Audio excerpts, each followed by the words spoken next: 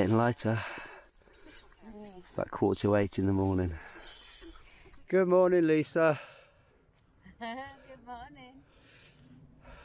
We appear to have woken up by some big mountains and a loch.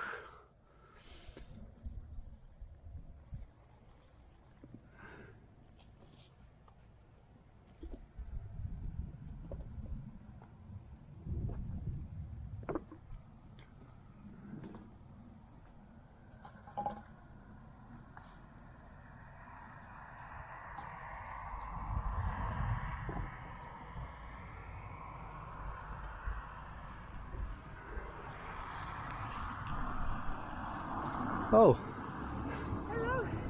where did you come from? This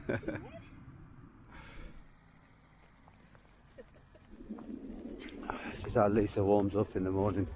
How she warms up this morning. And there's the sun peeking up for the first time. And that's the reason why you get that glorious golden glow on those mountains there. And I am chamoising down the tent with icy cold water, so my fingers are freezing. So I do it for about 10 minutes and then I have to stop and put my fingers in my pocket. This is it. This is the last stage of the Skye Trail, Torrin to Broadford. We've left no trace. I've got a rubbish bag there to take away with me. We've left a few extra ashes in the fire pit that was already here. And that's us on our way.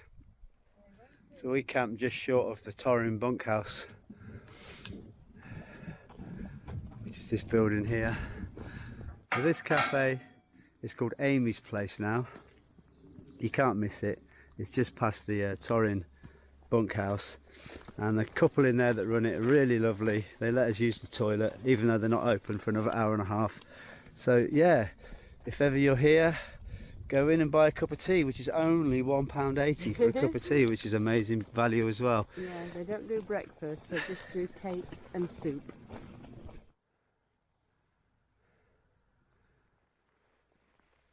We're just walking past Torrin Quarry.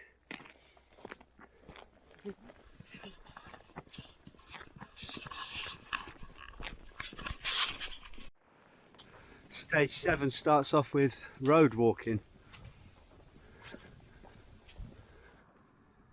Well, here we are at Kilbride, and you could go left and carry on the road. If you were short of time, that would cut out a huge chunk and take you almost to Broadford going left. But at this post box and sign for Duncan House Fine Jewellery, you take a sharp right and go along the coastal route, where we're going to pass 2 abandoned villages. It's such a beautiful day, we're in no rush. We're taking the long route. We're going to be walking around the back of this quarry, Lisa. Yeah.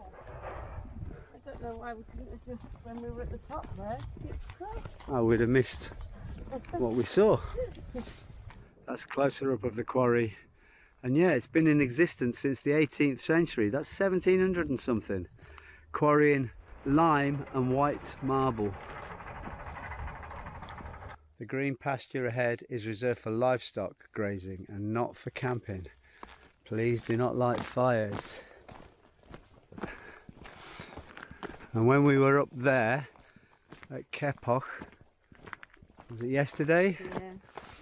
We looked down and we could see this green patch, and we thought maybe it would be a good place for camping. But they don't want you to camp here, which is a shame, because it's a good spot.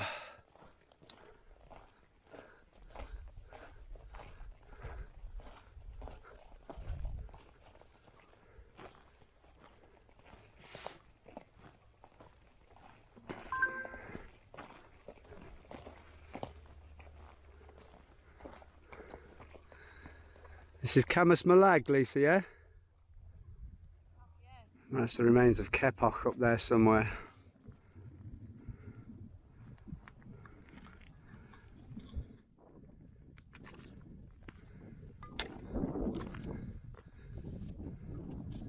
we were over the other side of that hill where that little white house is, and we've come at least just over an hour to where we are now.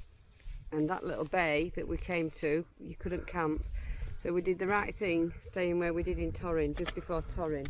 So as you can see now, the path climbs up over the hills and there's nowhere to camp.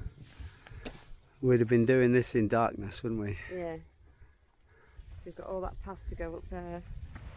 There's water falling into the loch. Coming from this waterfall here, that's the path we're going up.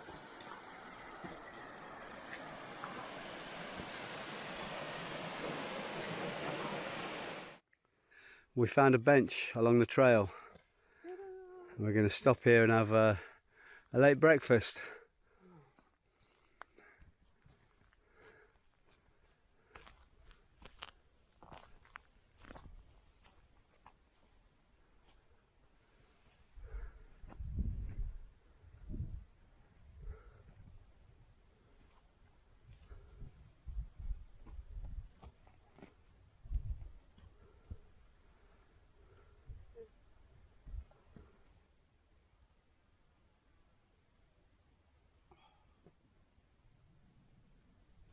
Breakfast done, and now we follow this path to the end, to the deserted village of Cicerone.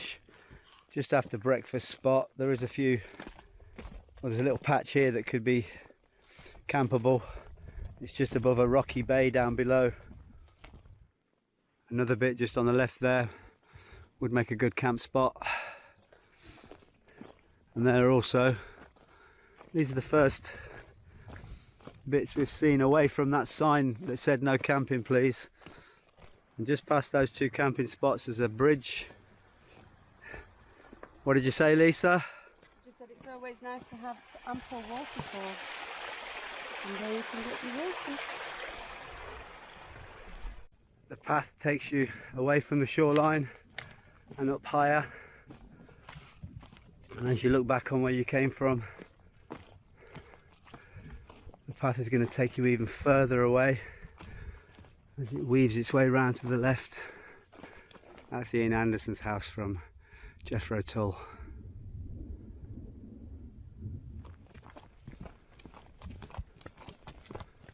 We've come to a fence and we've consulted the book, and I find it a little bit confusing here, but definitely it says if we take this path to the left where the post of the green arrow is, we're going to get to the village of Cicerone, which isn't really a village, it's just one house.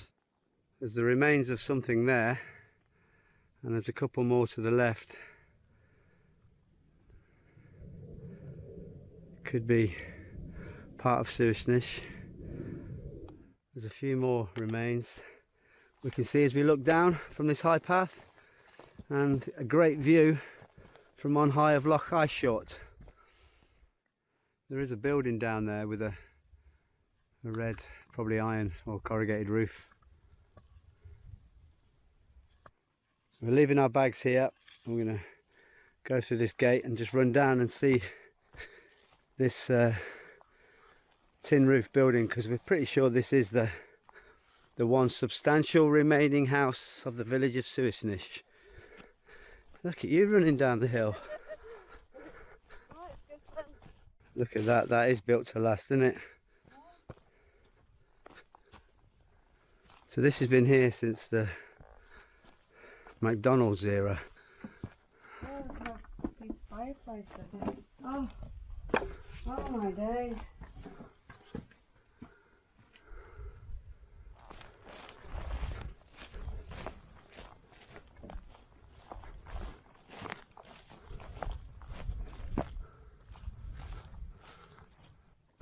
Around here, a bit further down, there's some good camp spots.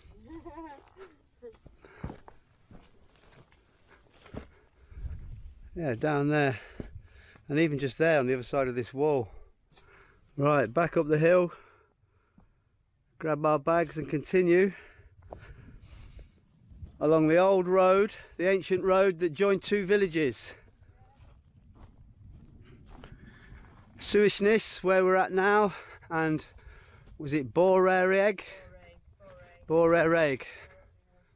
So that's the next village we're going to come to. You know the way back up? Follow this ridge. Just before you get to the gate, on the way back up, I noticed another flat piece there that would be great for camping, looking out over the loch and looking down onto the one remaining house of Cicerone. Back on the path.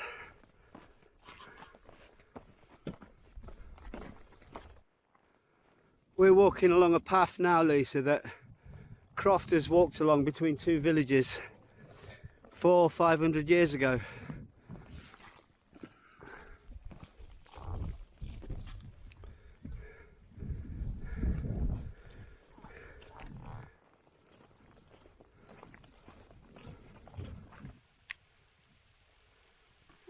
It's trickling down there, really, isn't it? Yeah. Into this stream. I know.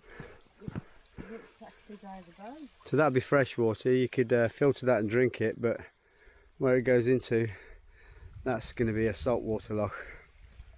No drinking.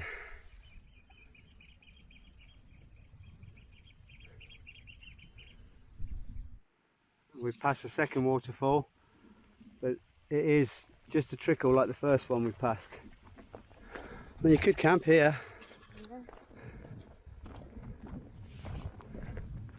There's not many spots along here that you could camp, but there's one. About a second waterfall. And if you got to there, it would make the last leg into Broadford very quick, wouldn't it?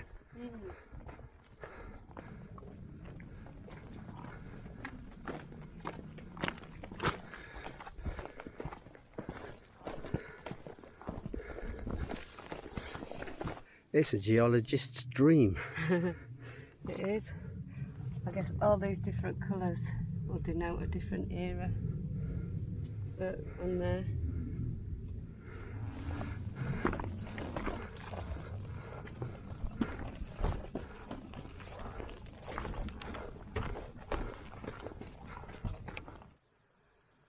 There's a third little waterfall just behind me there, and we might just have reached Boreg, the other crofters village that was cleared.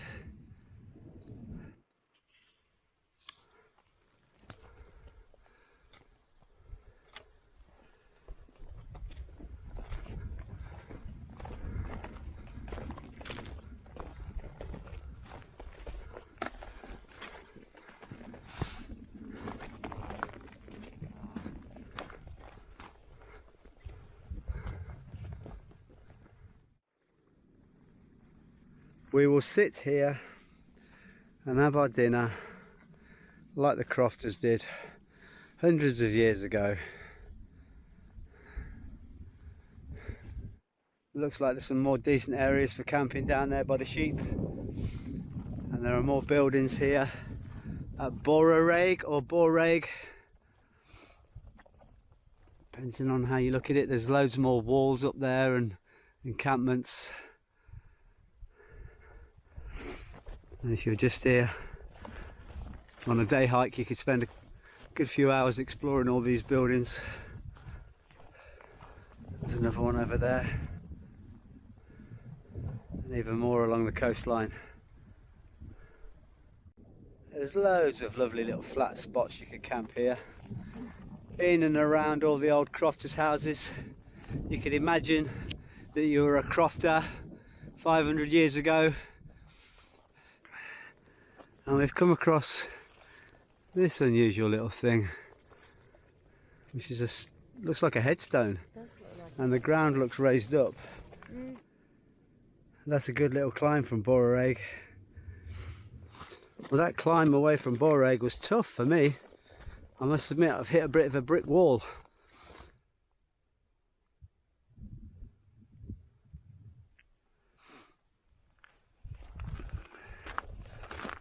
Spent a couple of hours ploughing through fields of heather.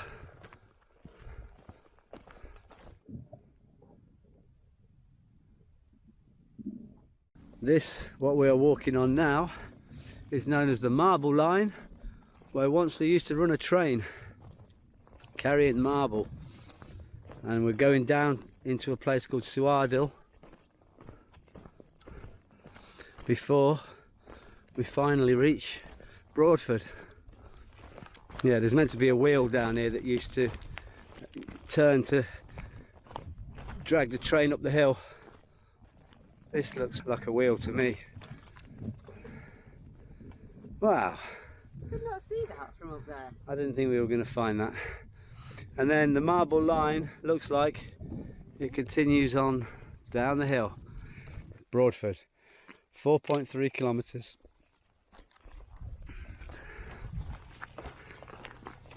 We've got an hour to go. And where are we going to end up, Lisa? Where's the end of the Skye Trail? Broadford Hotel.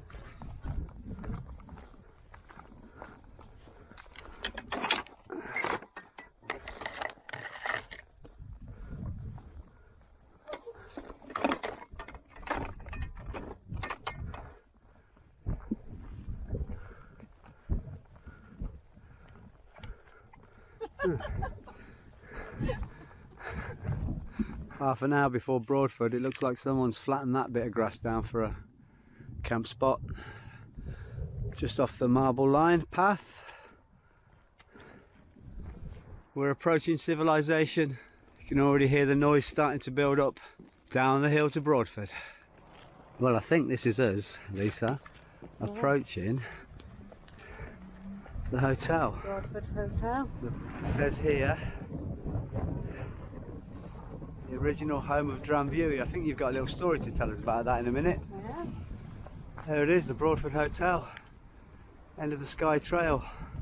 Oh. Broadford Hotel, Skye Trail, finished. High five. Well done. Well done. Well And done. tell us your little story. Okay, so this is where Bonnie Prince Charles sought sanctuary when he was fleeing from the English back in 1700 So, or yeah. something. and apparently he gave his recipe for Drambuie, which is sold here, to the McKinnons who owned it back in that time. So we're going to go and have a Drambuie. Nice one. We're in the Broadford Hotel, the end of the Skye Trail. We're in front of a statue of Bonnie Prince Charlie. Here's to you guys, here's to Bonnie Prince Charlie, and here's to the Isle of Skye. And us. Cheers. Oh, that is nice. That Drambuie is lovely.